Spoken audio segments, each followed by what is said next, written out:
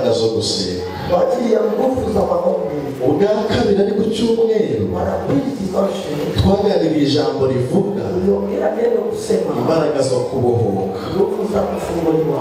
uyu munsi Siku ya leo tugiye kuganira ku ijambo rivuga nenda ongea kwa neno kusema kumva Imana.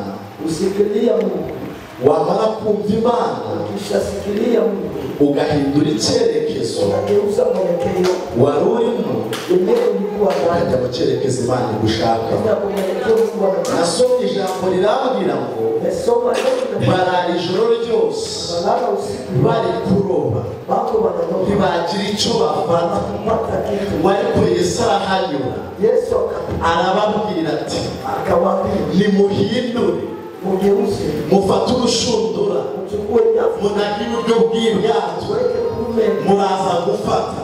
utachukua. baramusubiza Wakamjibia bati mwami mfalme twaraye ijoro ryose lala usiku. kandi mu mategeko yo kuroba Sheria ya baroba nijoro wanaloba ntabwo waroba ku manywa ugire ikintu ufata. none twaraye nijoro ntacyo twabonye kandi turi inzobere ahari birashoboka ariko babigenza uko Yesu avuze ngo ntibaba bakibasha gukurura urushundura kuweza kuko ifi zari nyinshi. reka twerekeze aho Imana ishaka. mbere turirimbe umuririmbyi wa 385 nitumara kumuririmba dusome ijambo ry'Imana 385 muri 385 umurizi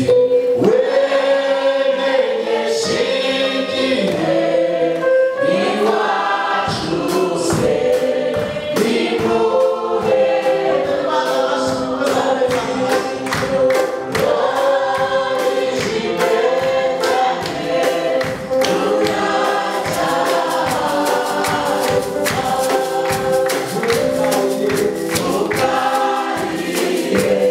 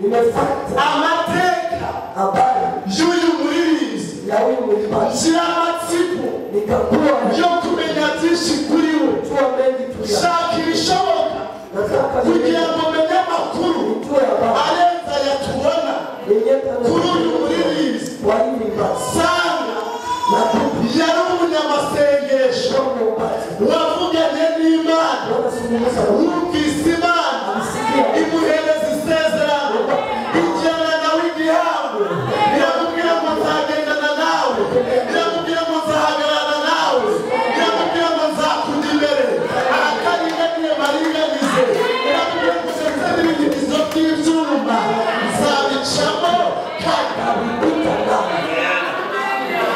warangije Kisha agera mu gikombe, akafika kwenye pombe.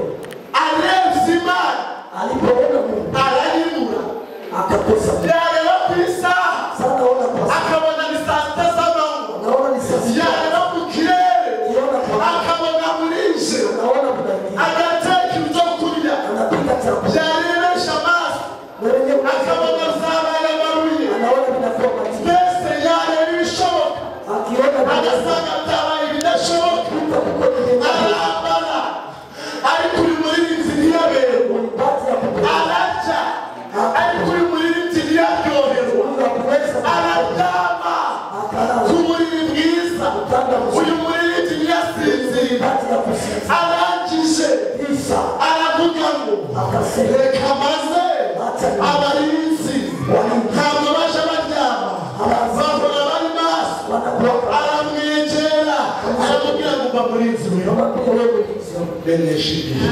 Nijulishe wakati. oya menyesha igihe. Wakati. Ese Sasa ku ijoro ryijimye cyane na vile ahari hari amakuru ufite yuko buraca, uko habari kwamba kutakucha. oya ko ryije Wewe unaingia sana. hari amakuru wibitseho Bado unajiweka yuko iri joro kwamba hii busi ryaca. unaweza kucha.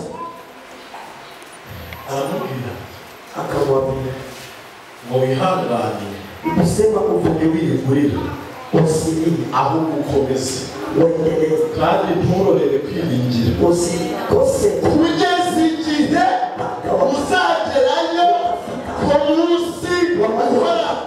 ya Bwana wa milele. Ni itegeko k'umukristo yiringira Imana kugeza igihe azagera ku munsi uhoraho. Atafika usiku yenyewe ina Yumva aya makuru umurinzi amuhaye ntabwo ahari, kasikia ya habari muuliza anampatia itoshi. wajya kubaza abarwanyi, Kaenda uliza aravuga urugamba ko rukomeye, wenyewe alikuwa anamwambia urugamba ruzengurutse, vita ina ahari uru rugamba ruzashira. vita kabisa. Abarwanyi baramubwira Wakati vita ngo gabanya kurakara, punguza reka kuzimba, acha reka kwivumbura, reka kuzibuka Imana, acha ahubwo ihangane kuvumilia. ukomeze urwane, tuzabona igihembo kandi igihembo cyiza, ariko nidutabaruka tuzemo tutari twatabaruka nta gihembo, ariko dufite ibyiringiro cy'uko hari igihembo kandi igihembo cyiza.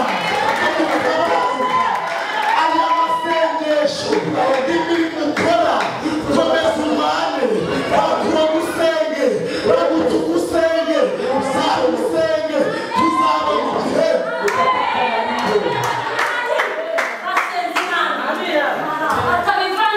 Yumva ayo makuru Akasikia ile habari. kurwanya muhari nayo yumva ntabwo ahagije, Alikuwa anasikia kwamba haitosheki. yumva aya makuru Akasikia ile habari ntabwo ahagije. haitosheki. Wahamagara ibyaremwe byose, Sasa viumbe vyote mu byaremwe byose, wenye viumbe vyote ubwo biravuze ngo yahamagaye ibiguruka, aliita vya kutoka, ahamagara ibitaguruka, aliita vya vita, ahamagaye abagenda n'amaguru, aliita vya kutoka na miguu, abagenda n'imodoka, ahamagaye abareba, ahamagara abatareba, arabamanukana mu kibaya, akawashusha kwenye bomba. arababwira ngo dushaka ko dukora inama. Tunataka tufanye hivyo. Ndabizi muri hano Ninajua katikati yenu mko wanabii. mwihangane, Muvumilie, mwihangane, muvumilie, mungire muniambie ese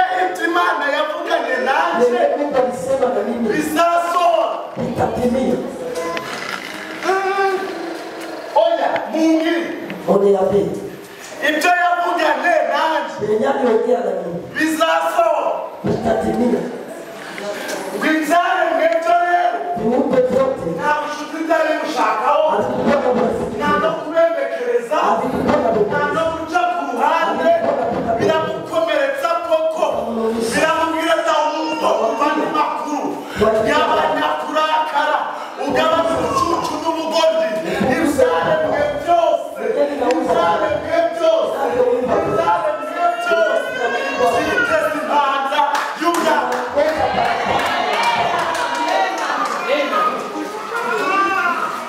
Yaba ari umusinzi. Ikiwa mrefu. Imana yitegereje. Anapanda na ikota. Yaba ari umunyamasengesho. Imana yitegereje. Anakota. Yaba ari umurinzi. Ikiwa Imana yitegereje. Anakota. Yaba ari umusambanyi. Imana yitegereje. Amubwira ati va mu nzu urimo. Utegereze Imana. Umoja kwa Arangije kisha ngo yumvise aya makuru. aliposikia ni Ahita afata umwanzuro. akachukua Arabanga ibyo murimo mubivemo. ile mko ndani Ahubwo mko twishime. tufurahi. Nubwo bikomeye Hata niko twishime. tufurahi. Ngo kubera ko ntabwo tuzaza Sababu hatutakosa y'amahoro amani kwa Yesu kwa Yesu mw'ijuru. mbinguni. Ntabwo tuzabaye amahoro. Hatutakosa Twese bakomere Imana amashyi.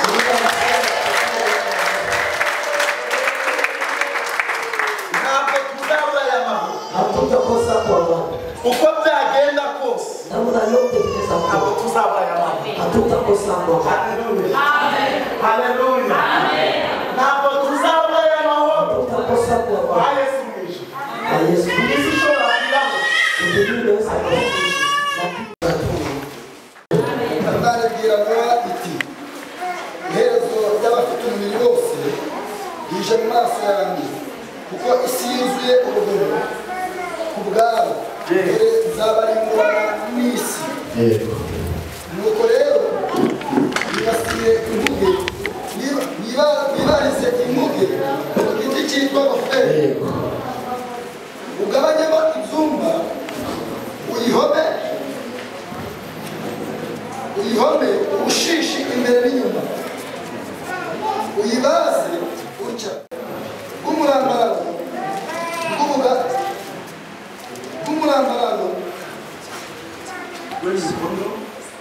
uyibaze utya uburebure bw'umurambararo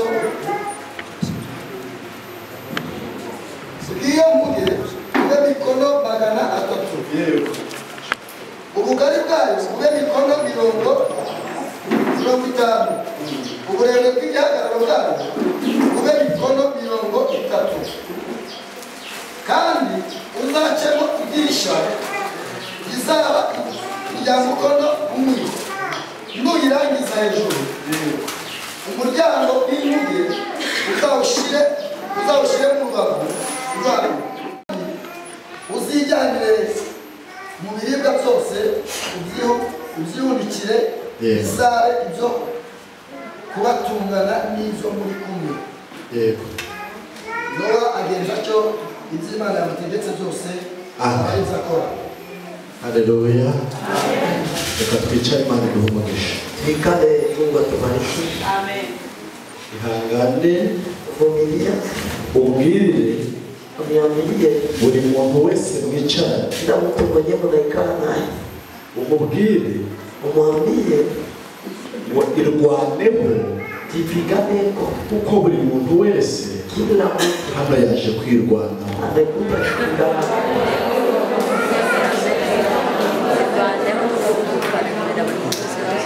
Kandi unamubwirire na haleluya. Wongera umubwirire ngo Mwambie tena nubwo turi mu mujyi hata tuko nta gahinda k'agasirimu kabaho. hakuna msimu ya masimu Akamubwira unamwambia nubwo turi mu mujyi hata tuko hakaba hari kaburimbo na tuko tukaba turi kureba imodoka tunaangalia na bya televiziyo mu muhanda televisheni sio barabara. Agahinda k'agasirimu. Hakuna usingizi ya wasilimu wa mama. N'abambaye rinete Kabila kavana neti n'ugitembewe itikavugeraho. Mungu anakufika. Bivuze ngo rero Ninasema ya kwamba niba twaje imbere y'Imana agahinda kama tumekuja na mwenyezi twaje mu masengesho, tumekuja mu maombi, ntabwo ari ku cyumweru, haiko dimanche. twaje mu masengesho, Tumekuja mu ntabwo ari ku cyumweru, haiko aya ngaya abatandukanye na yaya n'ibyo ku cyumweru. tofauti na ile yenye unakuta Mungu akasikia kwa Naravuze ngo n'amasengesho na maombi y'umukiranutsi ya mwenye haki ari umukiranutsi mwenye haki agira umumaro iyo asenganye umwe. Bivuze ngo kwifumata rero ukajya mu gasharupe nta amena nta haleluya nta gitangaza urabona ndarahira. muujiza utapata binadamu. N'ufite ubumuga bwo kutavuga agire guca, Iko Mungu afanye hivi. udafite ubumuga bw'amaguru ntacyo ahaguruka agire nka guca Na yeye mwenyewe ana miguu atasikia. ariko niba twese Imana yaduhaye nyuma tuvuge ngo amen, tuvuge ngo amena. Hari umuntu Kuna mtu uri mwene teraniro iko mwa hii mkutano wari uhari ku cyumweru umunsi mbwiriza, alikuwa dimanche wakati mimi nilihubiri. arahari Iko ni nk'iki kimwe wumvishe mu jambo cyarufashe uyu munsi kikaba kigikurimo muri wowe. leo kama ingali na wewe ile kitu yenyewe Izatugirira neza iryo rikagukomeza, na ile ninakujenga na kutaka. wihanganira ibyo ngiye kuvuguriza rikana. Univumilie yenyewe natasema Ni ijambo riri mu itangiriro, niyo waba usinzira itangiriro ryo wamenya ntabwo ari igitabo kigoye. Itangiriro niyo bavuga ngo mu gitabo kibitangiye twakumva icyo uvuze. Amen. Dusomye ijambo ry'Imana rivuze ngo Imana irebye ibiri mu isi cyangwa se irebye abantu bari bari mu isi icyo wireba ibintu barimo, yitegereza iby'ababyeyi barimo, yitegereza iby'abasore barimo, yitegereza iby'abagabo barimo, yitegereza buri muntu wese ibyo arimo, ngo irangije yumva igize agahinda, yumva igize umubabaro, yumva irababaye, ngo yicuza impamvu yaremye umuntu. Koko Imana yicuze impamvu yagusiga, Kwa nini alikuacha? Imana yicuze impamvu yakurinze, Kwa nini amekulinda? Imana yicuze impamvu yamuhaye umwuka, Kwa nini amekupatia pumzi? ngo irebye ibiri kubera mu isi, Sasa wewe wenyewe biko mzuri. irebye ubusambanyi burimo, Sasa wewe mzuri. irebye ubusinzi burimo, irebye ibinyoma birimo, irebye inzangano zirimo, irebye abarozi bari mu itorero. Na balozi ndani ya kanisa. Dusigaye turavuga abarozi, Tunasema ugahita ureba ku mukecuru, unaona kwa mtate uri rwose kiriya gikecuru ule tate unaona cyadukengereyeho, ameweka kandi umurozi buhari mulozi kabisa butubabaje yenye inaleta butuzengereje yenye ntabwo ari inataka bya bundi bw'abakecuru, haiko ile ya batate ni ubw'umunwa, ni ya kinywa ni ubw'ururimi. ni ya ulimi. Ese reka twemere ko hariho abaganga Kubali kwamba tunawapa n'abo Imana yahaye imana zo gusengera amazi uburozi bugakira. Mungu alipatia nguvu ya kuona. None mumbabarire mumbwire Uniambie sasa uburozi bw'ururimi bwo mulozi tujanja kwa muganga wahagana he uzabutuvura mwenye atatutunza. umujyanze se kandi Mbona unanikataa? ni ukuri kw'Imana. Kweli ya Mungu Ndi umuririmbyi murabizi, iko mwimbaji ka gakobwa gatwatonera kari aha hepfo iko hapa ahangaha gafunze inguni n'igisaza kikabyaye nka karindwi ndarebye ndumikwa ntu niliangalia nikashangaa. ntawabonye Hakuna bidatekereje akaba amushyizeho urubwa ameweka mu bantu 40 bibwiye batu ntabwo harabura nk'abantu 10 babiha agaciro. Umuntu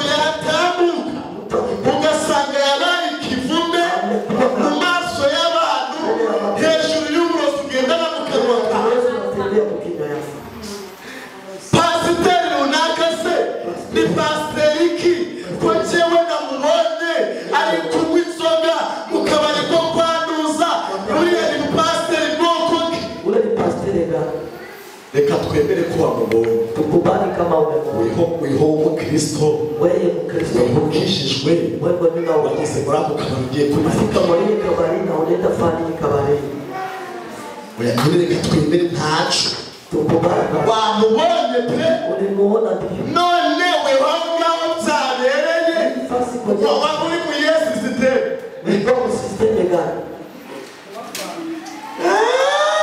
werekeye kuwafa uko biri kose sasa kuwa buri muntu wese kila mtu nasoma ijambo ry'Imana muri Matayo arambwira ngo mbere yuko utokora agatotsi kari mu jisho rya mugenzi wawe bavure umukobwa uri mu ryawe buriya umuntu ashobora mtu anaweza kujya kwirwa bara mugenzi we kwinde bafite muri salo zasa n'iz'amarido zidasa n'amarido afite muri salo kandi we ntanagasonga mugari karimo yeye anataka songa mu nyumba yake umuntu agashobora kubwira umuntu ko nuza yambara wagisinimu bere wewe nirondo ni wambaye wayisasi kandi ibyo wagisitamubereye yayiguriye kama kabisa alimpendeza lakini alijiuzia ugasaba ese wagize ngo ruriya n'urugo unawaza ile ni nyumba basi wamenye ibiri mu rwawe ko nawe twinjiyeyo twasangura uri kurira ahubwo wamenye ibyawe nkamenya ibyanjye tukabwira Imana ngo nibohore imitima yacu tugasenga Imana ikatugirira neza ko aribyo byazatujyana inaweza kutubeba mbinguni rero Imana ibona sababu ubwo bugome bwose ile muri mw'isi iko dunia isanga umugore alikuta mwana ntabwo anyuzwe n'umugabo we ariko uba yashaka umutekinisiye ku ruhande anatafuta teknisiye pembeni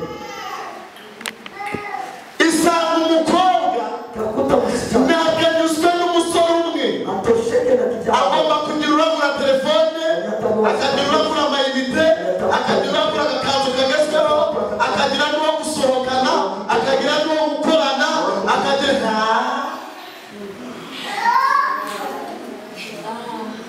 hari umukobwa uherutse kumbwira na msichana aliniambia arambwira ngo pe akaniambia mfite nk'abasore babiri niko na vijana bazi ko dukunda anajua ariko njyewe ntabwo mbakunda kuko nta mukobwa waba hatagira umuntu umwita sheri hakuna msichana anaweza ishi bila mtu kumuita shehe abasore baragowe vijana Imana wa ko nahavuye nashukuru Mungu kwa sababu nilitoka ibaze gukunda umuntu ukamusiga aramukunda umara kugenda agacira asaba kugira ngo ndi uwo unyita sheri aseme Mungu ananiita shehe akabagira barindwi anafanya sana sheri telefone yashaje telefone imeze genda wohereza wamara gukupa udagahita hamagara karabe hamwe ni ukuri amayinite yashize pesa inaisha wamara gukupa mutima shushu wanje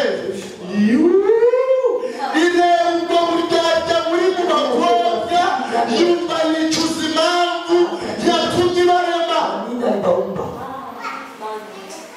igeze mu basore alipofika kwa vijana ireba akaona ubusinzi burimo ulevi yenye iko irangije kisha ireba ubujyama burimo angalia tabani mwana we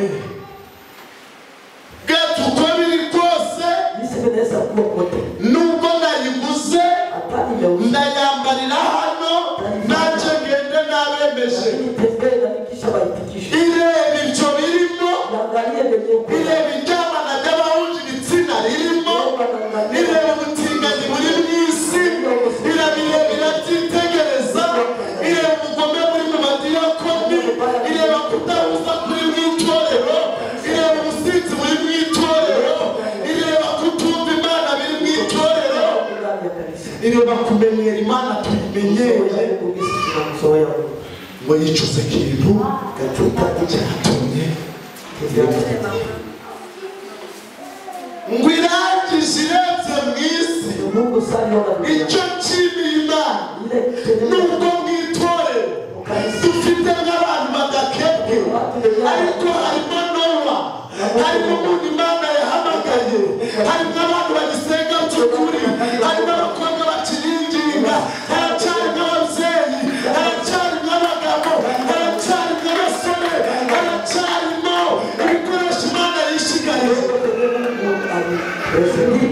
nawe noneho ngwirete mwisi alipoona isanga Nowa aracyasenga isanga Nowa aracyabana nayo isanga Nowa aracyakiranutse biravuga akasema narandikishije ndavuga ngo nta kintu na kimwe kizabaho namenyesheje intore zinakira ku manywa na nijoro none uyu Nowa sasa aracyasenga ntabwo ndari mu isi ntabimenyesheje wibwira Nowa tuva Nowa ngiye kurimbuza isi umwuzure n'ibyo mushumba mama yawe atubwira no mu kwa gatandatu hagiye gupfa abantu abandi bagende bagiye gupfa nk'intozi bakumva ni ibintu biraho wenda wareba inzobe wareba famiye tonde reka ngubaze ikibazo naha wicaye mu kimenyetso kikubwira ko ugomba gupfa ariko ntubibona reka mbaze ikibazo inzu y'iwawe ifite inguni zingahe none se igitanda uryamaho gifite inguni zingahe none se kuvureri wiyorosa ifite inguni zingahe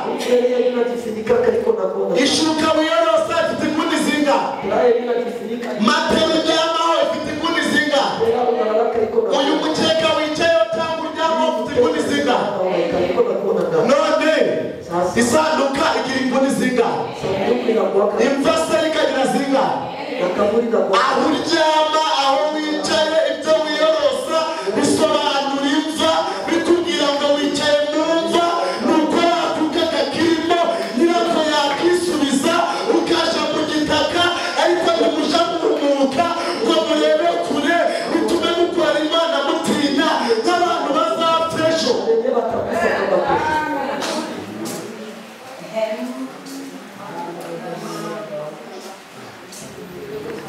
nje numvise Imana imbwira nijoro Mungu ananiambia usiku irambwira ngo mbese muri covid ndani ya covid ko namanutse mbona nilishuka mwabonye harimo umuntu ukomeye cyangwa woroheje noroheje ibihano cyangwa amategeko kubera urwego runaka akoramo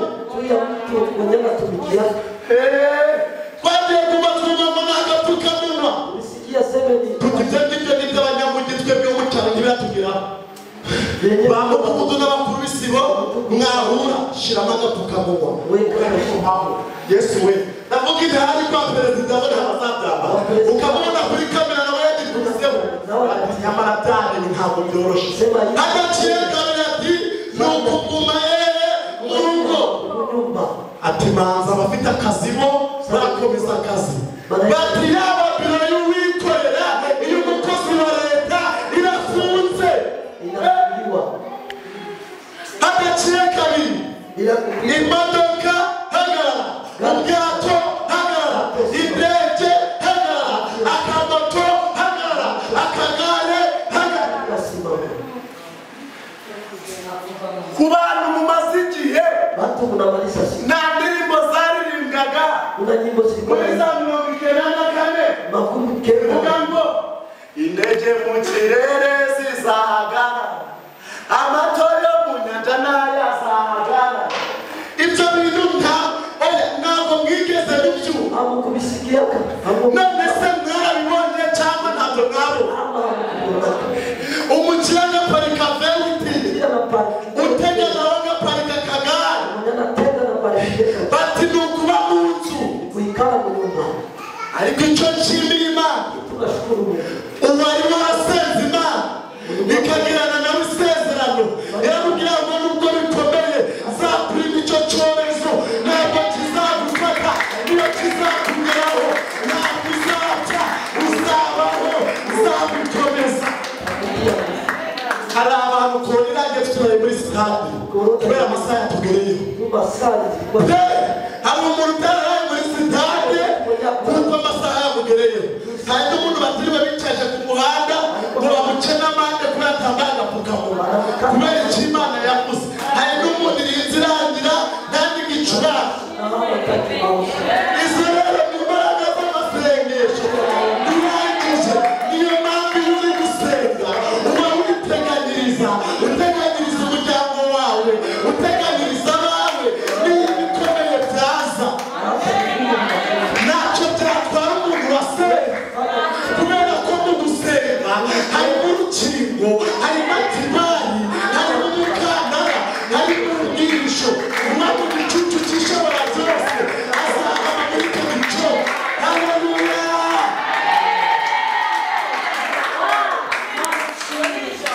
Ibi ngibi mwaje ntabwo ari uko mwikoreye amashu, iyo mwikoreye n'imitwe irimo ubwenge tuzi ibintu turimo. Ariko uziba kuza gusenga kwa mbere ni ukuri ikintu umara.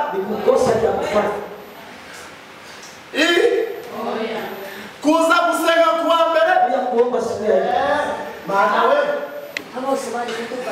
reka nkubwire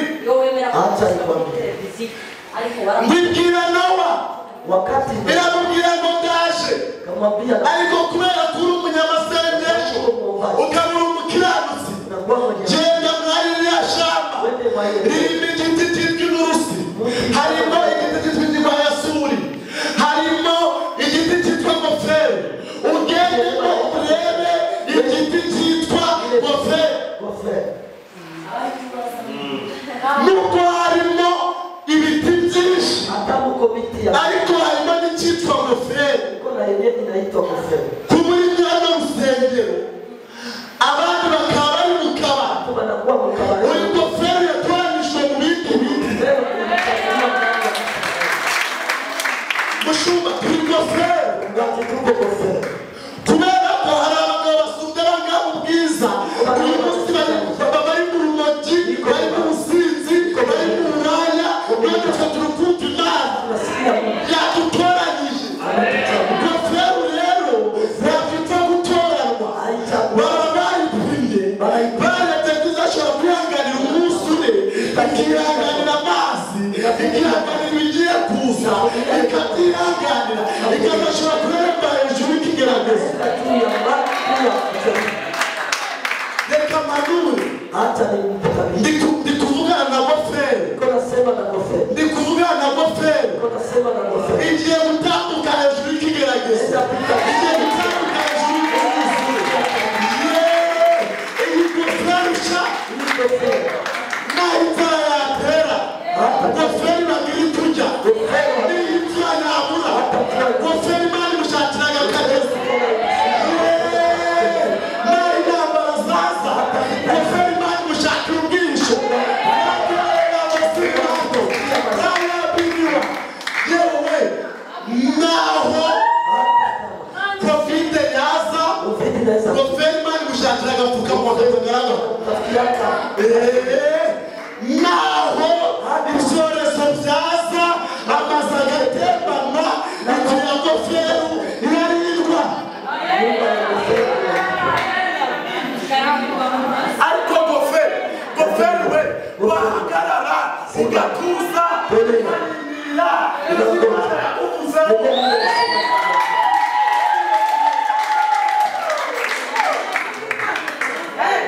Bagoferi ndabakunze, ariko goferi ubundi wivuga ngo ibiciro byazamutse, uyavugane nawe ibiryo yakubwiye ibiciro. Iyo bizaba byatureba ikibanza ni ukurya. Byaba Tanzania, byaba Kongo, byaza Kamanu, ibyo n'ibituro mukiranutsi agomba kurya. Uwavugane na y'ibiryo azarya.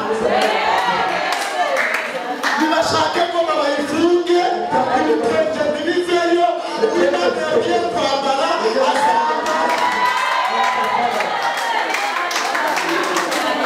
None se gutanga itegeko kwa Farawo rivuga ngo abahungu bose bajaje bavuka bajya bapfa, akayatanga mu baforomo, cyangwa akabareka umukobwa witwa Fuba na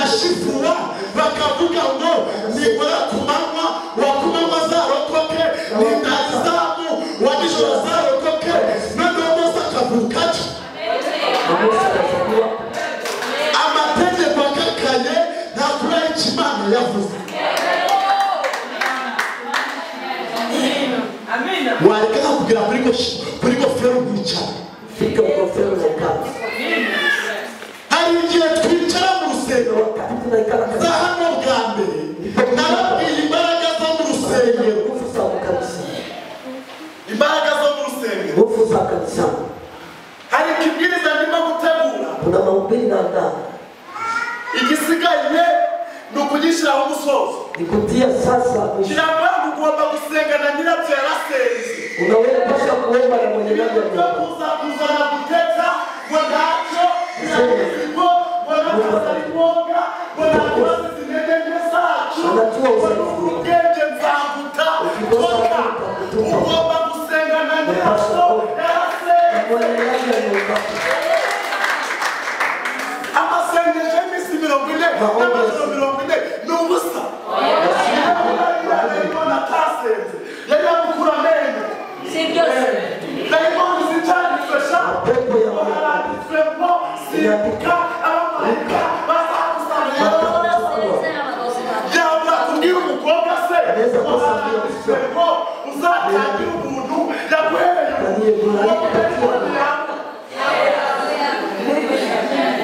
none se yabura kubwira umugabo ngo bananiye mujaje mwango gaki.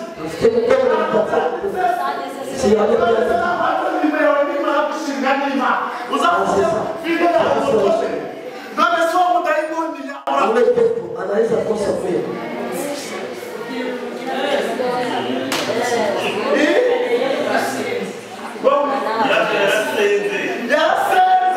Mwenye navyo aliomba. Mega matri. Tenge masikio. Reka mbabwire. Acha nibabwire. Ndagitegura n'igirangiza neza. Andali kisha. Zahamagara mama. Taita ubwire ngo natangira nzagifungurira hano. Kivuga ngo senga na nyirabyo yarasenze. Ko mwabonye igitangaza cyose. Mliopata wapi muujiza ya Mungu?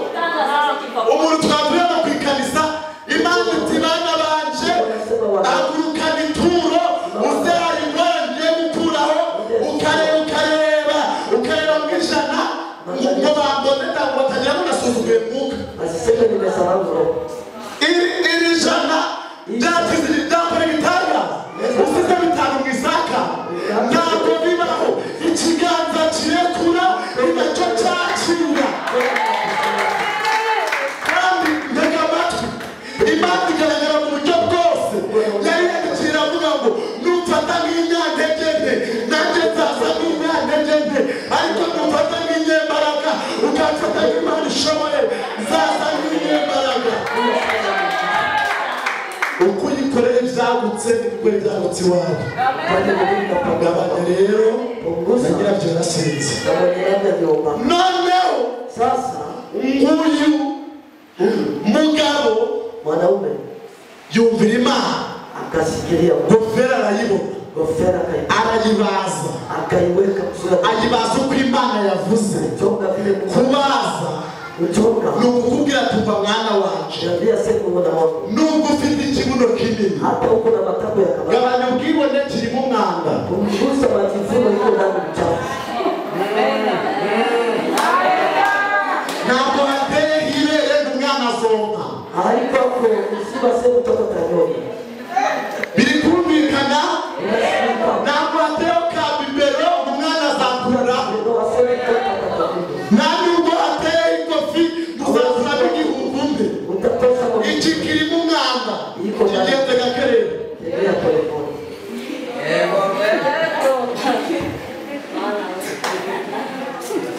Oya uku kubazwa kwa goferi ni ukukubwira ngo wa musore we nubwo ufite amatuza gabanya ubwibone.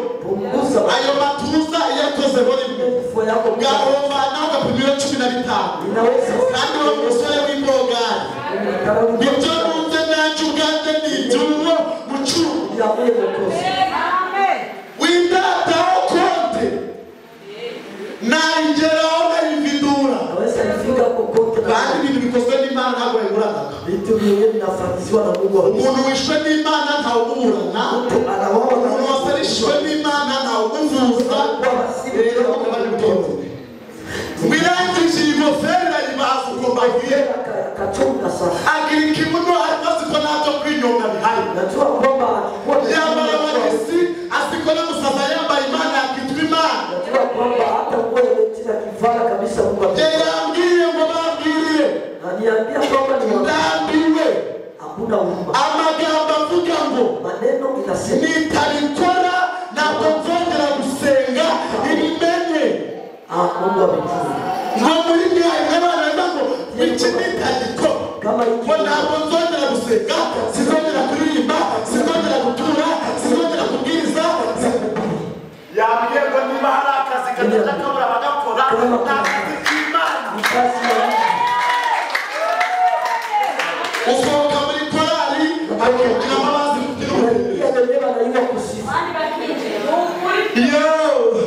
sohoka mu gishumba akakiramo ababwiriza igitabo 40 sohoka mu masengesho akatubana mu gicani cyangwa igitangaza ngo n'ejo tugaruke. Mu yandi magambo yambwiye ngo natakaje ntakajya kumugakora abakozi benshi kandi abambwire ngo hari 7,000 anapigia magoti bana. rero ubwo bwibone karindi muri gushira ku bashumba Kuanzia kubachunga. kuba rero ushuma kumvikana Chungaji sasa. bigezweho ngo njyewe mu masanati munaha Maliza miaka natera imwansura ngo ndajya ngo mu muriro cyacu bambwiye ngo bajaje baransura nasema batoka bazagusura rimwe bagusure kabiri gatatu bakurambi. mara tatu. Bakuchoka. Naribuze ngo bazagusura rimwe bagusure kabiri gatatu bakurambigwe. Mara tatu batakuchoka. Bora basabira sabyo wahoraho. Oya mwaje murero himo muje kubasaba gafa kumuceri kandi mubyaso arizamarira neje gitende neje terime neje mafuta azanye sofiri torewa.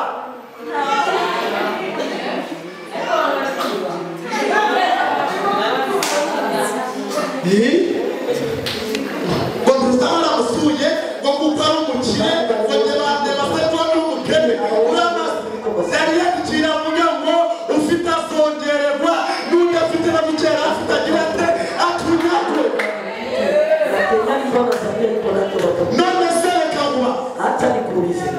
ubanye nta n'igare ufite Unapona hauna kinga. uri kumva ko abagomba kuba ari bo baba bafite amabeniti muzahurira.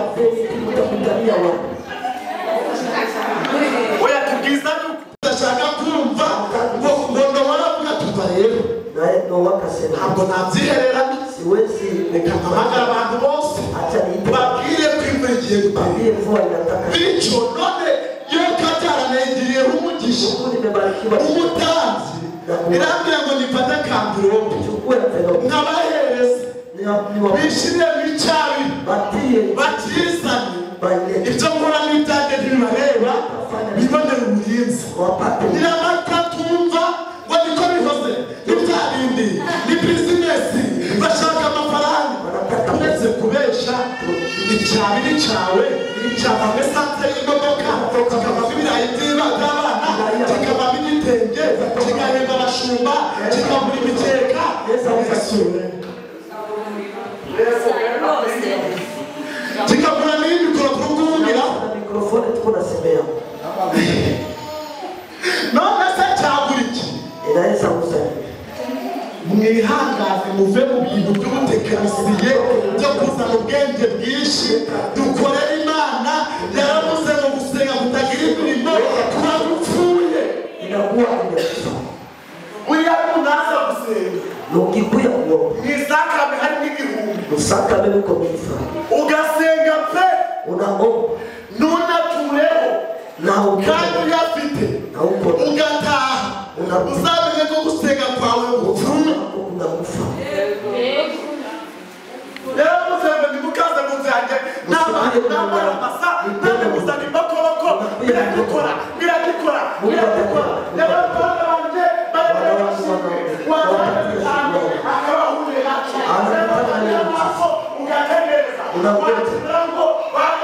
Sema. Wacha. Tarinjinga ikandira neza. Muve mu manza Yesu azicara hasi.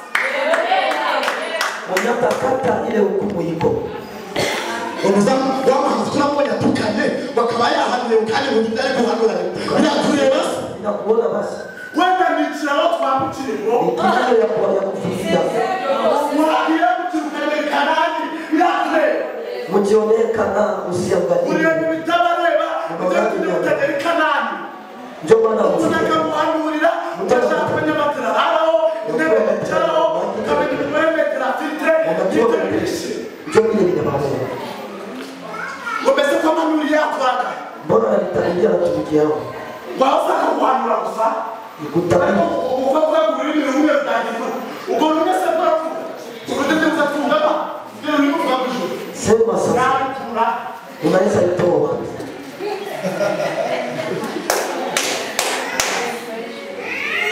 Imani bababaye. Mungu anahusika. Mugarukiraho. Mushirega sopu kumunwa. Weke kifungo kikido. Ubuse ntabwo murimo ubu yikoresha ku buryo kuvuga ibintu bitabarimo. Sasa Mungu alikuwa anasema benye aliko ndani yetu. Yo. Ariko se kugira ngo muri bitaririmbe anatone bitugera mu gihe cy'ifunguro ry'umwami tumumuresha Tumukosa. kandi yarabatijwe aratonaga Akatolea.